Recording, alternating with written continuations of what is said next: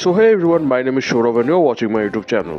তো লাস্ট কয়েকদিন ধরে আমি কোনো ভিডিও আপলোড করতে পারিনি কারণ আমার শরীরটা কিছু খারাপ ছিল তো এই কারণে আমি সর্দি জ্বর ছিল তো এই কারণে আমি কোনো ভিডিও আপলোড করতে পারিনি।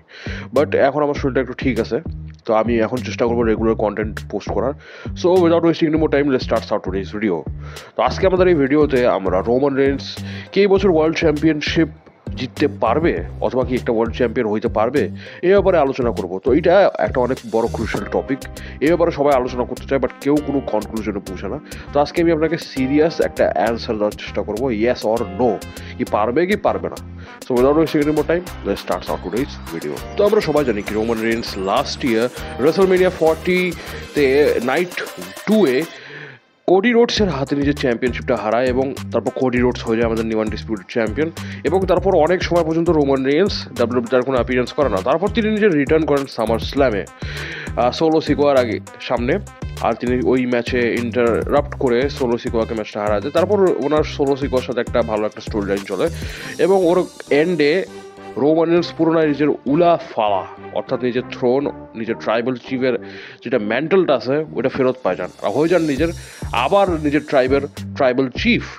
সো তারপর আরও একটা স্টোরি লাইন বিল্ড করা হচ্ছিলো কি রোমান রেন্স এখন একটা চ্যাম্পিয়নশিপের অপরচুনিটি আর্ন করার জন্য এখন ফেয়ারলি কম্পিট করবে রয়্যাল রাম্বলে।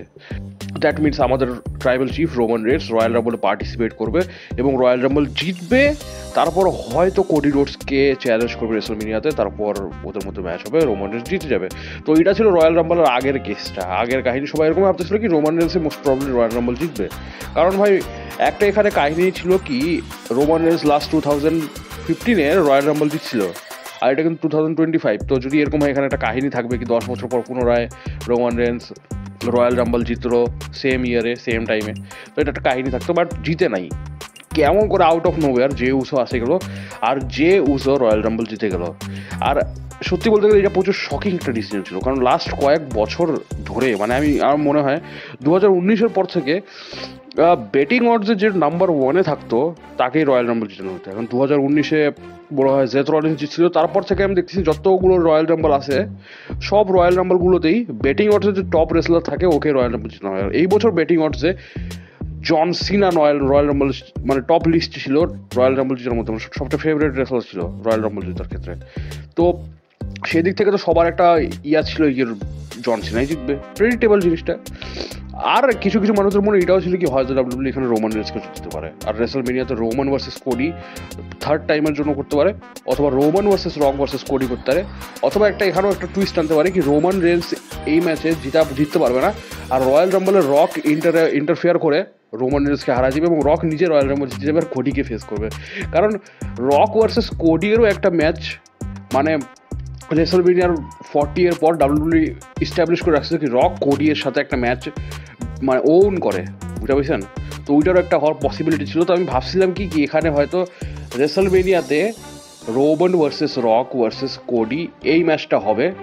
সো এটা সবচেয়ে বেশি শ্যুট করতেছিল রেসলমেনিয়ার উপর। বাট অন নেটফ্লিক্সে যেখানে আমি ভাবছিলাম কি এই জিনিসটাকে ইস্টাবলিশ করা হবে সুন্দরভাবে, সেখানে এমন কিছুই করা হয়নি।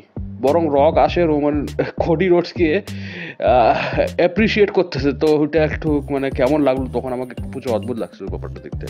বাট তারপর তো হলো না। আর এখন তো নিজেও বুঝতে পারছি না কি রেসলমেনিয়াতে রোমান রেন্সের সাথে কী হইতে পারে। Most probably CM Punk versus Seth Rollins versus Roman রেন্সের ট্রিপল থ্রেট একটা ম্যাচ করবে। আর সত্যি বলতে এখানে কোনো প্রকার ওয়ার্ল্ড টাইটেলকে ইনভলভ করা হবে না। মানে রোমান রেন্স এই বছর রেসলমেনিয়া হওয়া পর্যন্ত অ্যাটলিস্ট আমি বলতে পারবো এই বছর অর্ধেক কোনো ওয়ার্ল্ড চ্যাম্পিয়নশিপ জিতবে না।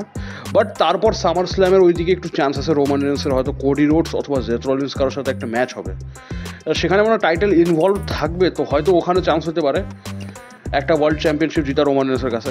বাট যদি ওখানেও না জিততে পারে তো তাহলে ভাই আর কিছু করার নেই। এর মানে রোমান রেন্স এই বছর কোনো ওয়ার্ল্ড টাইটেল জিতবে না এবং রোমান রেন্সকে এরকম করে কাটতে হবে। বাট আমি আসলে সত্যি অনেক কনফিউজড আছি বর্তমানে কী হবে, কারণ আগে আমাদের একটা ধারণা ছিল কি রেসলমেনিয়াতে কী হইতে পারে। বাট এখন যে উসোর রয়্যাল রাম্বল জেতার পর সব কিছু একবার আউটলাই গেছে। আর রোমান রেন্স আর ব্লাড লাইনের ফিউচারটা তো আমি ভাই এখনও বুঝতে পারছি কী হবে। রক কোডি এর সাথে নিজের ম্যাচটা টিজ করছিল, ভাবছিলাম ওটা রেসলমেনিয়া 41-এ হবে, বাট ওটা হইল না। রক রয়্যাল রাম্বলে আসা টিজ করা হয়েছিল, ওইটাও হইল না। আর রোমান রেন্স এর স্টোরি লাইনের যে কী হবে ওটা তো আমি এখনও বুঝতে পারছি না। তো এটা পর্যন্ত একটা বড় কনফিউশন ক্রিয়েট করে রাখছে এখন পর্যন্ত।